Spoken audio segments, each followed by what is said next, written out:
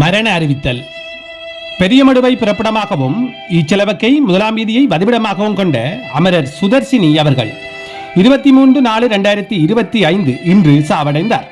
அன்னார் கரிகரன் கரண் அவர்களின் அன்பு மனைவியும் அப்சிகாவின் அன்பு தாயும் மரியதாஸ் பாக்கியசீலி தம்பதிகளின் அன்பு மகளும் சுஜி, விஜி, சுகந்தன், சுமி ஆகியோரின் சகோதரியும் பாக்கியம், குஞ்சா, சிந்தா, கிறிஸ்டி, சீலன், ஜீவா ஆகியோரின் அன்பு மருமகளும் பொன்னம்மா, கிரேஸ் ஆகியோரின் பெறாமகளும் சசிகுமார், மகேந்திரன், சஜிப்தரன் ஆகியோரின் மைத்துனியும் ஆவார்.